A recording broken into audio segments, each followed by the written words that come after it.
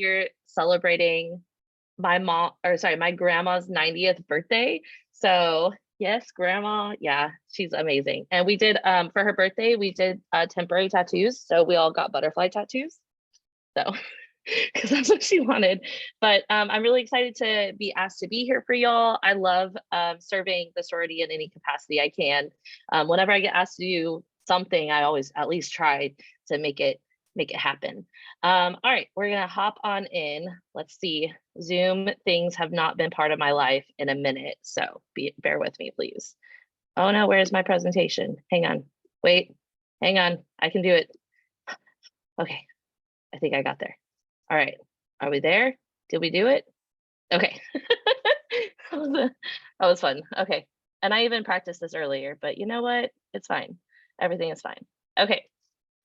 All right, so starting off real quick, I just kind of want to get to know some people who are here.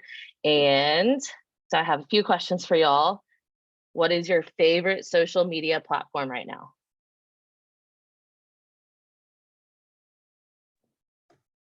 TikTok is always a good one. I think it is essentially, yep, amen. I use it as a search engine now. Like I mentioned my friendship bracelets earlier, I learned how to make them because of TikTok. So that is incredible.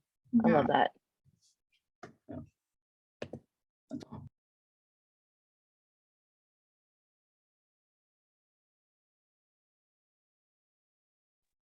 Here, I love this. Sorry. Yeah.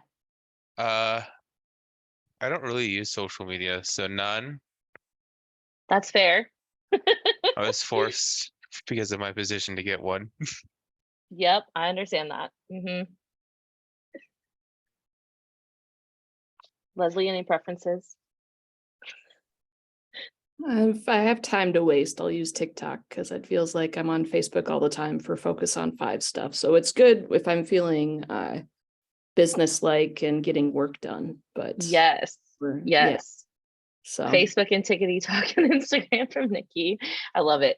I would say my favorite social media platform all the time is always Facebook. I just end up in those video vortexes and can be on there for hours. So that's how I like to decompress. But if things are, I also run like my band program's Instagram account. And also run their Facebook, but that's easier, I guess. So I'm never on my own personal Instagram anymore. It's sad. Okay. One more question before we get started. What is one of your irrational fears? This is like one of my favorite questions to ask people. So for example, I have 2 irrational fears. One of mine is fish. It's very bizarre, but I don't like fish in like the ocean or the lake or anything like that. It's terrifying. I don't eat seafood. It's a mental issue I have. But the other irrational fear I have is the fear of sneezing and causing a car accident, like while I'm driving. So so it's like something you shouldn't be afraid of, but you are. So Nikki, snakes, I think is fair. I think that's a very realistic fear.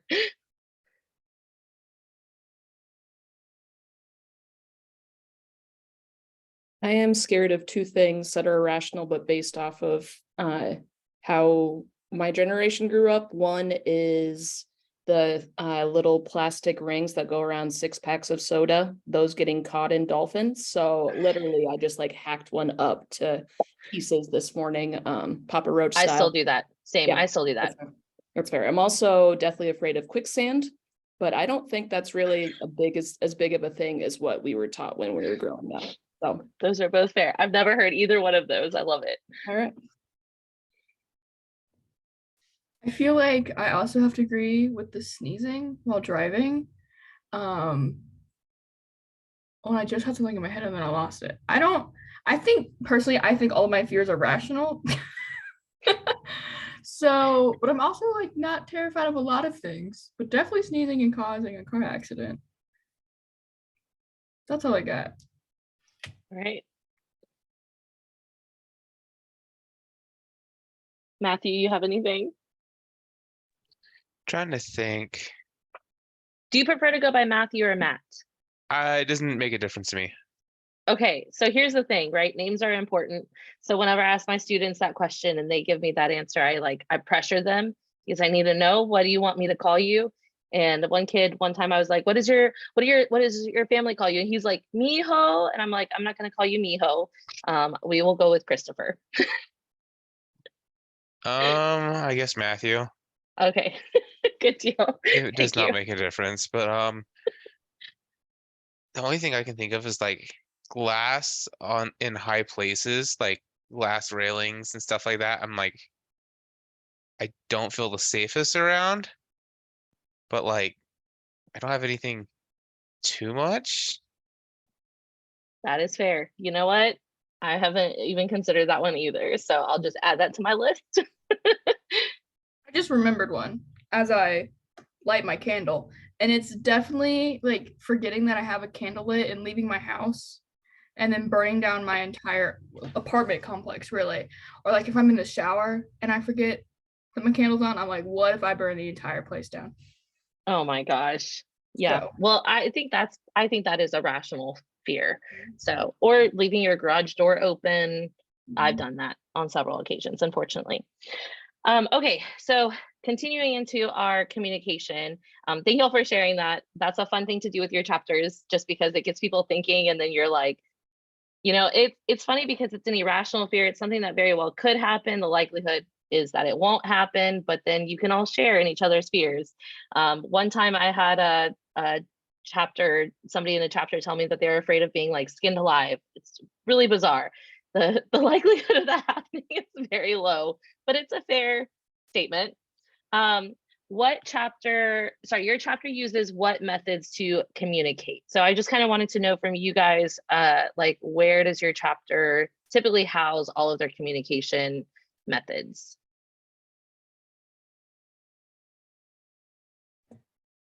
So we're trying to figure this out right now since we are new and figuring out what does work for us. So we started on GroupMe, and like that's essentially like the foundation of everything. But now that we have like documents and calendars and all that, we're currently trying like the Band app. Because that's what I used in high school, and then I used it at Valdosta State before I transferred to UGA too. And so I really like it, but I'm not quite sure if it's going to be as effective as I'm hoping. So we're workshopping that. Cool, that's awesome. I do like the Band app. Yeah, Alpha Chi just uses the Band app. That's what we use for everything. I love that. I was not fully aware of the Band app is somewhat new to me, but that's what we use for our marching band. So, however, our district now is forcing us to use Remind. And so we're like, all right, Google Classroom for everything now. Great. Cool. So GroupMe is good just for like quick communication, I think, especially just if you have members in your chapter who, have iPhones, have Androids. GroupMe is a good little app to bring the two together versus like a group text.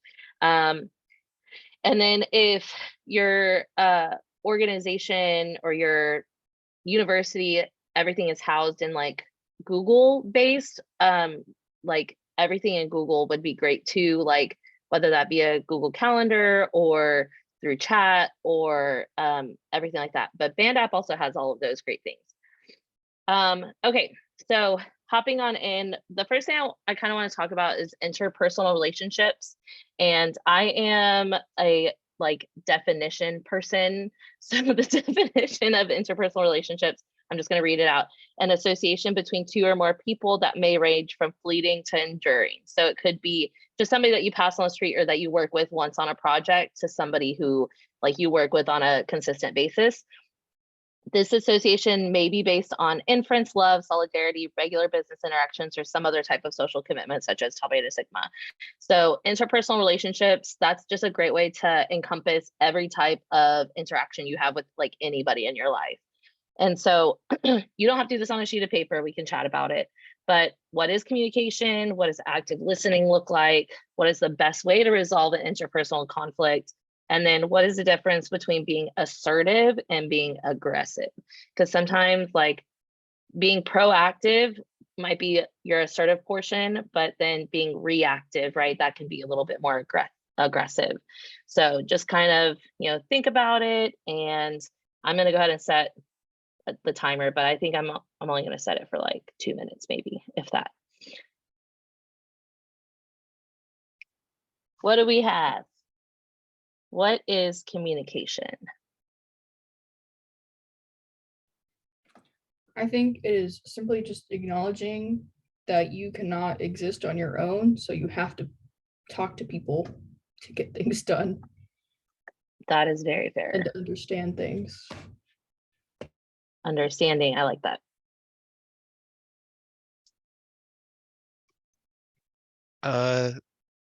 For me, communications having a way, being able to get information across person from person, whether that be written, or speaking, or any other way of getting information from person to person. Yeah, absolutely. Getting info out, and not just getting information out, but like everybody might receive information differently. And so even knowing the way to differentiate that instruction or that communication. What about active listening? And y'all could just like list some things if you wanted to, like what does active listening look like? I think active listening to me looks different for everybody because not everybody's brain works the same way. So while one person may be really good at eye contact, another person eye contact may just not come naturally for them. So they may be like looking at their fingers or, looking around you, but they're still actively listening. So I think it's more about like the conversation that's happening non-verbally during, and then like the conversation to follow after listening. Absolutely. For active listening, it's the person who's listening is processing the information that the other person is communicating. People do it in different ways. Some people have to have something to fidget with while listening, so that way they can think things through. Some people will have communication where they will just more of like generic of like looking straight at face to face and talking to each other about it. But the active listening is processing what the person who is talking is saying. I love that processing word. Understanding, processing. Yeah, this is something I personally am working on. I tend to not be a very great active listener. I am more of a multitasking listener. So especially when I'm at work, typically I'll be working on something on my computer while still having a conversation with my coworkers. And so I'm trying to do a better job of shifting the attention over there so that way they know that they're being heard. Now, and we're going to talk a little bit too about like the gaps in communication. And I did some research and it was kind of really interesting to me. But before we get into that, what would you say is the best way to resolve an interpersonal conflict? So interpersonal relationship, is literally anybody that you ever have any interaction with.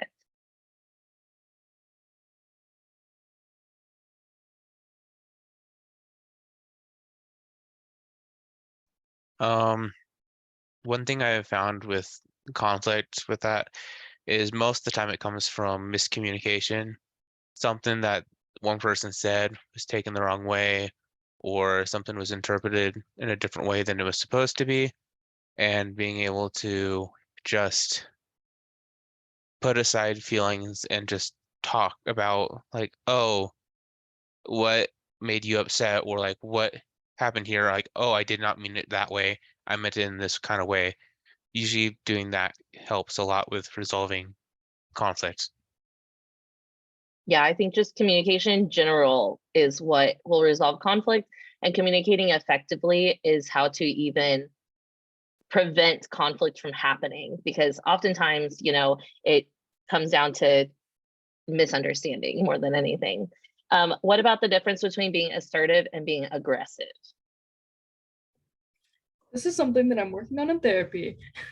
But being assertive is just like knowing what you want to say, knowing what you want to get out of whatever you're interacting with. Being aggressive is like, I would say doing that, but like with an attitude behind it of like knowing that you want this versus like, this is what I want out of this conversation. So I think it's like the composure around how you go about the conversation or the action or whatever. Yeah, and I think also being assertive, you have to do that in a very professional way so it doesn't come across as being aggressive. Yeah, great. Thank you guys for chatting about it. All right. So we had already touched on this, but communication is the basis of every interpersonal relationship, and communication tends to be at the base of every misunderstanding. If you have effective communication in that open network between the two people or you and the chapter sponsor, director of bands, then typically there won't be any misunderstanding and miscommunication and even potential hurt feelings. It's interesting because we are very communicative people. We love our social media too, and that's another form that we use to communicate, but it's not something that we necessarily work on as human beings because it's something we just do all the time. And so it's, this workshop is great because we can take a step back and like reassess and reevaluate ourselves and figure out how we can be more effective and efficient to communicate with all of the people involved in order to make our organization as successful as possible. So communication is more than just words. All right, I love gifts, so here comes a few to you. All right, vocal communication includes vocal tone. So like, here's Joey. It's not what you said, it's just the way you said it. We'll make some friends. Pitch and volume. Oh wait, I think I went through. Oh no, I didn't have one for that one. Pitch and volume, right? So just like with dogs, if you're telling a dog who's a good boy, but if you say the exact same words in a different fluctuation of your voice, you're such a good boy, they're gonna think that they're in trouble. So it's the same way as for people. Body language and facial expressions. So that active listening, your eye contact, and making sure that the person you're talking to or who you're talking to, you're being heard and they're being heard, and your facial expressions. I have a hard time with my facial expressions, being a band director, right? Like it's real easy to, when you hear something wrong, your eyebrows go up. And so I've become really like expressive in my face. And so I have to do a better job of that. So that way my students can do a better job self-evaluating too. So they're not just looking at my face. Context and situation. So sometimes, it's easy for things to be taken out of context, which is why it's so hard to have, efficient and effective communication between like digital platforms, because it can always come off the wrong way and they can always take it a different way. And so that's why I think emojis are important with that too. If you want to make a joke and you want to show that you're kidding, all of that good stuff. Communication is everywhere. Effective communication there's like 3 aspects to communicating, which I think we understand that: sender, receiver, and the message between. And it's just like the game of telephone sometimes, right?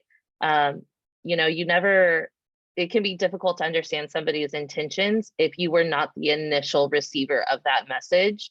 And to figure out how to make sure that your point is getting across in several different ways is an important thing for us for what we do in our job as sorority members. Yeah, sometimes the message that is received isn't necessarily the message that was sent. Okay, so here's my little diagram. Intended meaning is our telephone, right? Shared space, verbal message or non-verbal message, and then perceived meaning. And so there's several ways that we communicate, as humans that are just more than just words. All right, gaps in communication. This is kind of where my research came in because I didn't realize this. All right, the listening dilemma. We speak at a rate of 150 words per minute. Some of us probably speak faster than that. Some of us probably speak slower than that. So I think I'm on the fast end of that. My boyfriend's on the slower end of that. And so I'm always like, get your words out, come on, but he's also very intentional about what he says. We can hear at a rate of 1,000 words per minute. So we can hear faster than we can speak. So what are we doing with all of that extra time? Like there's a cat there, I hear you, I'm just not listening. So this is where my research really came in. Okay, let me get out my paperwork. It was just so interesting to me. What are we doing with all that extra time? Okay, our minds tend to wander, and it says that if the topic doesn't interest you or what they're saying isn't pertinent to the conversation, your mind begins to wander. Like what am I going to make for dinner? Does this person know that they have food in their teeth? Like your mind starts to wander and then you're not listening anymore. And this happens to me on a very regular basis and something that I'm personally working on. And so back to active listening, gotta listen intently and listen with the intention to take in and process the information, like what Matthew said, and look for understanding versus how to just, be proactive and respond. Your eyes tend to wander. And so, which is something Sarah mentioned, and it's really tough to make eye contact with people. And that's something that I've actually had a coworker tell me, like, can you look at me when we're talking? Because I don't know if you're actually listening. And I'm like, I totally understand. I'll do better. And so I've been working on that because I talk with my hands a lot and I am just all over the place. So I'm trying to just center myself when having professional conversations. It says your brain is not filled with the 1,000 words it can process. So it'll then start to process other things as you're like wandering, your eyes are wandering. So just try to keep your eyes on the person, maintain eye contact. Your nonverbal body language. Okay, this is what I really like data. Apparently, words are only 7% of our communication to others. That's it. Everything else is nonverbal. So 38% of it is voice tone, 55% is body language. So making sure that we're making that eye contact and that, I tend to like nod a lot as I'm listening to someone because I want them to know you are being heard and I'm agreeing and I'm listening to what you're saying. And oftentimes if I'm not nodding, I'm not going to shake my head. No, I'm just going to listen and wait to respond back to them. But 55% is body language. And that even has something to do with like, if you're standing in a circle having a conversation, as soon as you think the conversation is over and you turn to leave, the conversation continues. We don't tend to turn our attention fully back to that person. We'll turn like our head or upper body. But if you actually turn your entire body and have your feet facing, now that person really feels like they're being heard. So feet placement as you're standing and having a conversation is just as important as the rest of your body language, because your feet is indicative of moving, going somewhere. And so if you're not facing that person, now they already know that you're no longer engaged in that conversation.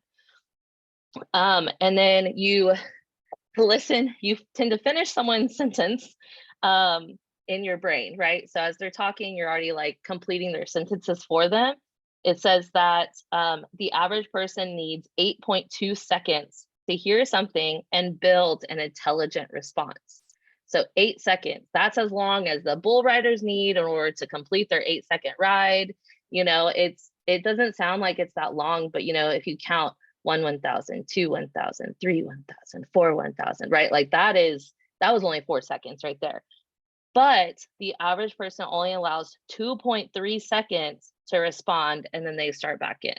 So if we allow longer response time, and that's something great to do in your chapter, especially in meetings, is if you're having an intense conversation about something, you can even have your parliamentarian or your sergeant set a time, like be ready with a stopwatch for 8 seconds, like give 8 seconds to process, and now let's continue our conversation. Just slow down, count to 8, and then that should help. It's okay to have silence in your communication because you have to process and understand and listen. All right. Okay. Communication for conflict resolution. Most conflicts will just be because of faulty communication. And at the end, we'll talk a little bit more about some various communication methods that you can use. The worst way to resolve any sort of conflict, especially in my opinion, not just experiencing it through the sorority or through like my professional life, but just through email and text message, things can just be taken so different. It's just like it's one of the worst things that has come out of the pandemic is that we're so used to just like getting on our phone and texting a response back or sending that email or whatever it may be, because we want to start to resolve that conflict like immediately. Oftentimes, if I get an email that I may not agree with, I might type up a response and then I'll just sit on it. And maybe I'll wait until the next day to send it. And then I'll go back through and be like, ooh, I was real mad in this in this response. And then I'll wait and reassess and reevaluate, and then just go from there. And oftentimes I'll, try to go have a face-to-face conversation with that person, because then you're kind of keeping yourself in check, and you're being more proactive also, and you're giving yourself accountability in order to be, a kind person and be respectful to whomever you might be having a conflict with. Okay, so how can we use communication to our advantage? We talked a little bit about conflict, but I think that the biggest thing is, this is, like I said, something I've been working on in my own like personal professional life. Using I statements to try to take ownership, and then that helps to use a softer approach. Like for example, band directing life, right? So sometimes maybe I'm not giving directions totally clear, and there may be some issues with the balance that's happening, or even where we're starting in the piece. And I will take a step back and tell my ensemble, I'm so sorry if I wasn't clear. Let me try this again. What questions do you have? And then we can move on from there. But I statements, takes ownership. And while you may not be totally in the wrong, you can always reflect and see, what is something I can do better? We're always looking to be perfect, reach that form of perfection. It makes me feel disrespected when you roll your eyes at me. So say that instead of don't roll your eyes at me, which is really quick. That's a really quick response to have. I don't know how many people's parents ever said that to them. Don't you roll your eyes at me? Anybody? No, just me. Yeah. Yeah. I remember the first time I ever rolled my eyes at my dad. I didn't even know what I was doing. I just like looked up at the ceiling. He's like, don't you roll your eyes at me? And I was like, oh, that's what that means. Okay. It makes me feel uncomfortable when you talk negatively about other people. I actually use this phrase a lot. I had a coworker this year who loved to gossip, and I'm not a big gossiper. So I did use this phrase, like, I'm not really comfortable with this. Instead of, you're always talking about people behind their backs, and there's always that way of being more positive and taking ownership, even though it may not be you. We can always reflect. So when you use like an I statement of any kind, it consists of 3 parts: the specific behavior, the resulting feeling you experience because of that behavior. If you do associate a feeling with it, then people are more conscious, like, I did not intend to make you feel that way. And then they can apologize if you were feeling like that.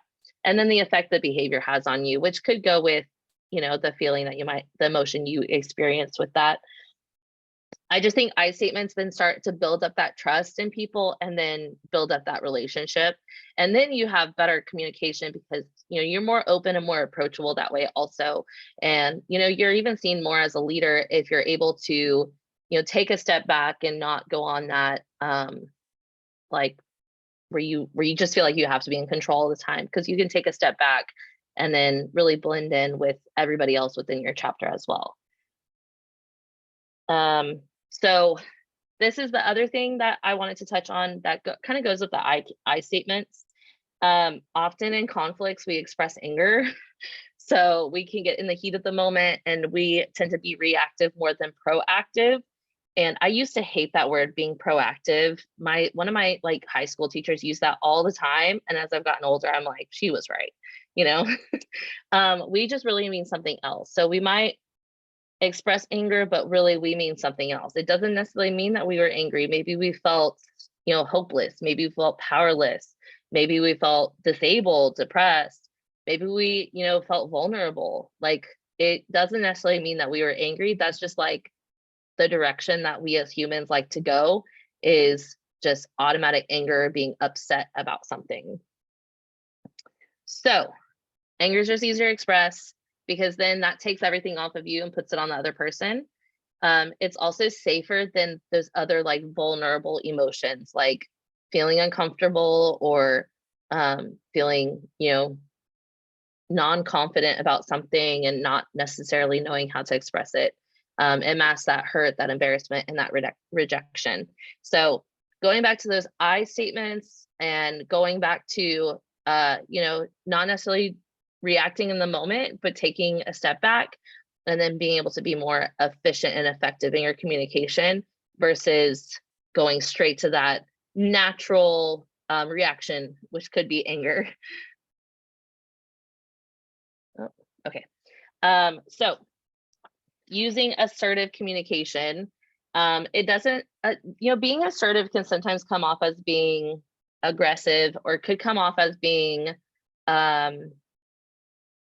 almost, I don't know, too professional. I don't know a good word to put in there. Like when you're being assertive, sometimes, it seems like you're just like power hungry. I don't know another way to necessarily describe it, but it really means that you're just being honest and direct about expressing yourself, but you're not trying to accuse the other person. And so, if you're, for example, a situation in your chapter might be a fundraiser. You might be really passionate about doing a fundraiser, and you can see that doing this sort of fundraiser would be really beneficial and help set the chapter up for success for the year.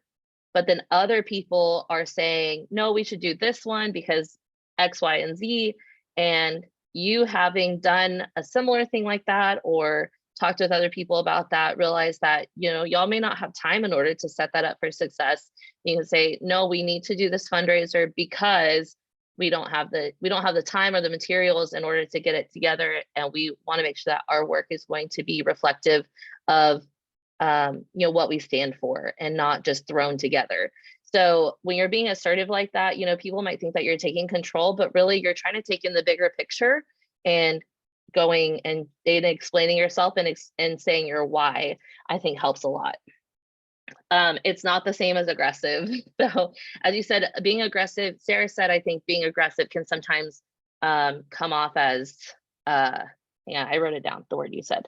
You said that it could be like emotional. And being assertive is kind of removing your emotions from that and explaining your why. So that way you're able to express yourself. So these are all going to just go.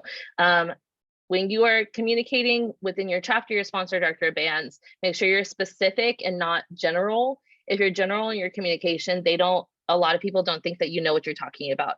So try to be more specific, give them as much details as you possibly can, or even, start giving some ideas of whatever subject you're talking about, like a fundraiser or a service event, right? Say, I've been thinking about maybe even doing this as well, but I haven't settled on that idea yet.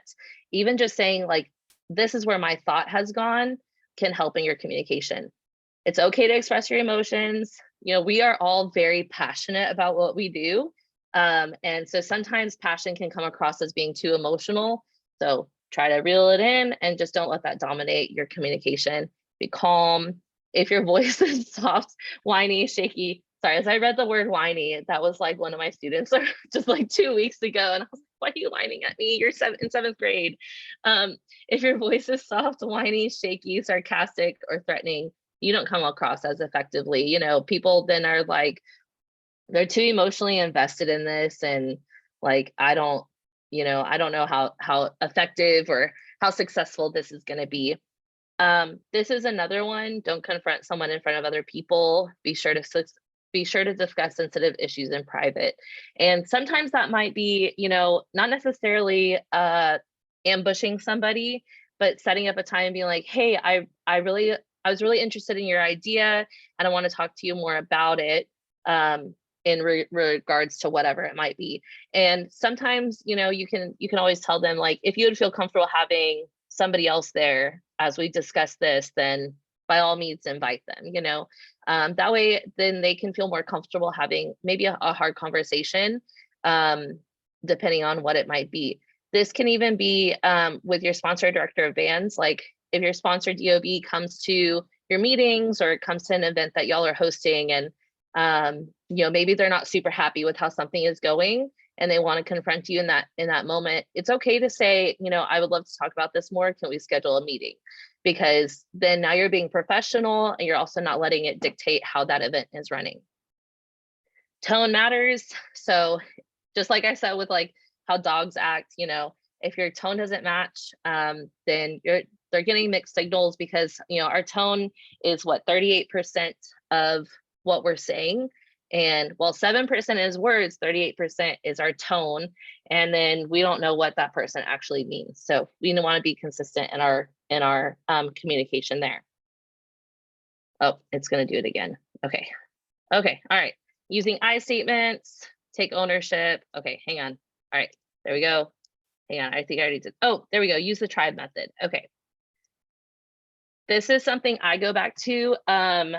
Tell what you're thinking and feeling, use your I statement. It kind of helps piece it together, especially when you're not sure where to start in a conversation. So use your I statement, reflect back what you're hearing from the other person, which in all honesty, I don't know how many of you have ever gone to somebody and felt like you needed to, chat with them about something and how you're feeling. And then they say, what I'm hearing is, and they repeat it back to you. Has anybody ever experienced that? My academic dean last year did that all of the time. What I'm hearing is, and I'm like, yes, you heard me correctly. And then I would get frustrated with that. But if somebody does that, they're just trying to confirm what they are understanding. So I try not to take that personally, but he would do it all the time. And then identify what is the real issue that needs to be resolved. It's easy for us to nitpick at things and try to get even more detailed about it, but go back to the bigger picture. What is the real issue? And then brainstorm, work collaboratively, right? So going back to a service event, you have this idea for a service event that will be one, it might be a free service event, and maybe that it's something that you can set up successfully, maybe in a short period of time. Maybe you don't need all hands on deck, whatever it might be, but somebody else wants to do something else. Work collaboratively, see what you can resolve together. And I always like to say, when I make parent phone calls, for example, I always like to say, I just want to get your opinion and see what I can do in order to set so-and-so up for success. Because then I put it back on me, and then they know that I am willing and open to suggestions. And then you can always reevaluate later. We are constantly looking and reworking how we do things. So you can always just go back, like, that didn't work last year, or, when y'all are seniors, if y'all aren't seniors yet, you can always be like, well, we tried that when I was a freshman, and we could try it again, but here are the issues we had before. Which is something that's really great when you're older, because by then you've tried a lot of different things. And so hopefully then, and having fresh faces come in though is really helpful, because, maybe they have a different way of doing it. So, all right. Some resources I have for y'all. We're kind of wrapping it up. GroupMe, Google Chat, Slack is a kind of a new thing. If y'all haven't heard of it, it's a cool little online resource. It's kind of similar to Band, but it's a little bit more in a more like professional outlet, I guess. So that's what Southwest District Alumni Association just shifted to. Google Calendar is great. So if your chapter doesn't have a TB Sigma email yet, you can always get one set up, or maybe you set up a Gmail account for your chapter. Having everything housed in Google is awesome, because then when you leave, the chapter still has access to all of those things. And Google Calendar was like our best friend when I was an active member. We would put everything on there, but we also had two different calendars. We had like our events calendar, and then we had like a calendar where people could put things as needed. Like, I have a really big test coming up, and I would like you to send me all the positive vibes, or whatever it might be. Or if you're going to be out of town, things like that. We just used our Google Calendar for everything. It blew up. It started to blow up, but it was fine, because if I needed to know what somebody was up to, I could look.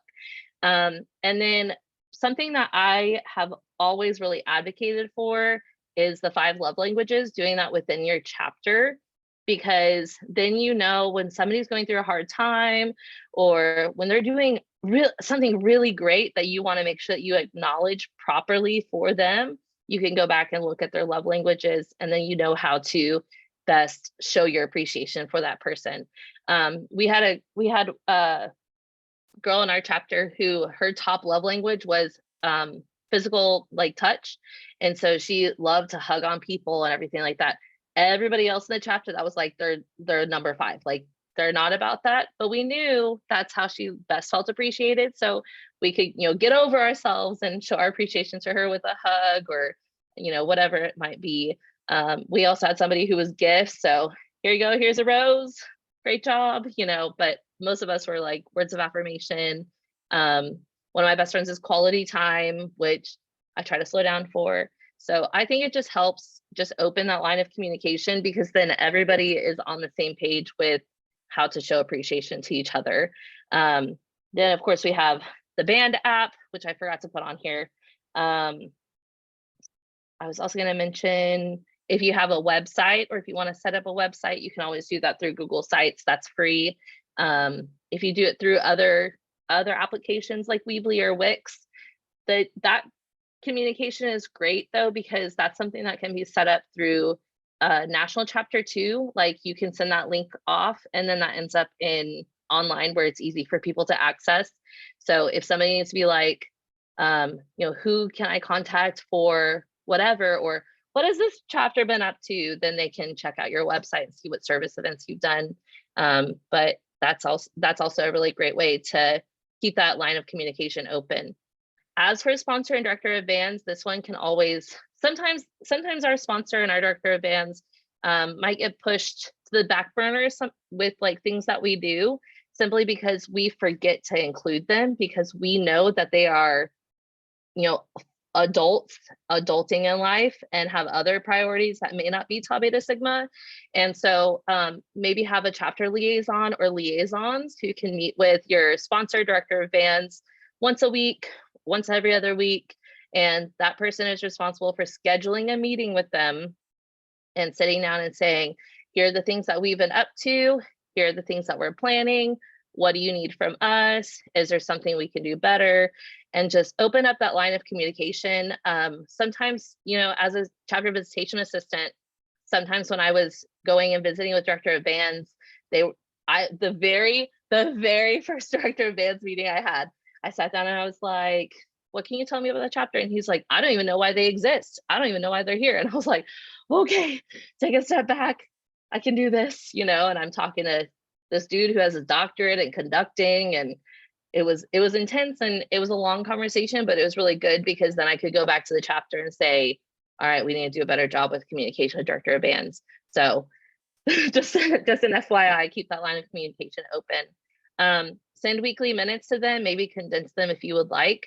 And that could go through the chapter liaison or even through your secretary, just so that way they may not read it ever, but if ever there's a conflict happening in the chapter, then at least they have that resource to go back and look at your minutes. And then of course, give them a calendar or add them to your events calendar, so that way they can support you in all of the things that you do. But I think that's everything for me. It was it's a big topic. I could probably talk about this for hours. So I was trying to narrow it down for you guys.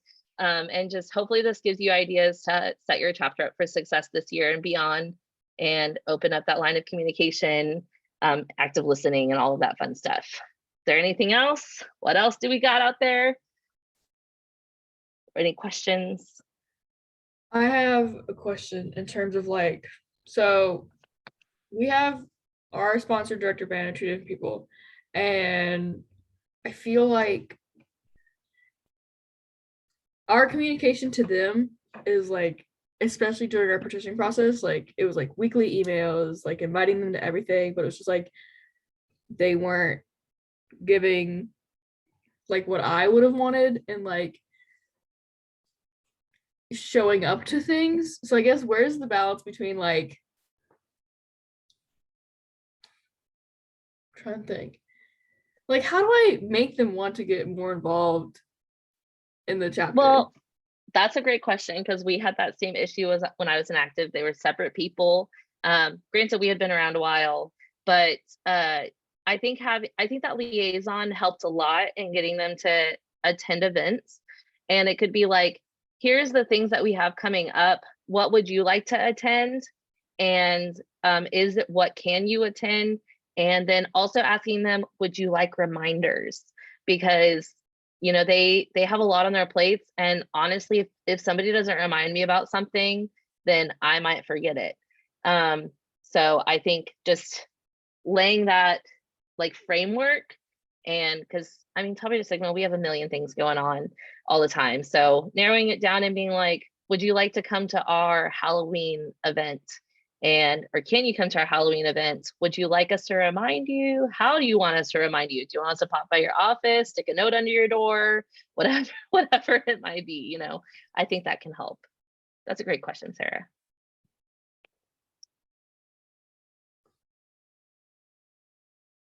I have a question as well with that. How often do the director of bands or the sponsor interact normally with most chapters? Yeah, like what's like the average sponsor director of band? I don't know if there's been any data on this, but from my experience, it ranges anywhere from sponsor goes to all of the things because they were once an active member as well, to director of bands might show up once a year, if that. For me, I think my director of bands came to 3 events, including, and one was when we made him an honorary. So I mean, but he was also, right, they're also director of bands, and you know, big universities, like they got a lot on their plates, you know, and so, but having that liaison, I think helped a lot, because then at least we knew that they knew what was going on. So our sponsor came to more things because we saw our sponsor a little bit more in regards to our director of bands. Okay. That'd be great data to run, wouldn't it be? You know, for ours, he's wonderful. He's the director of bands, our sponsor, and the sponsor for the K-Side chapter at our school. And he's so busy. We've seen him out of my 4 years here. He's been to 1 ritual.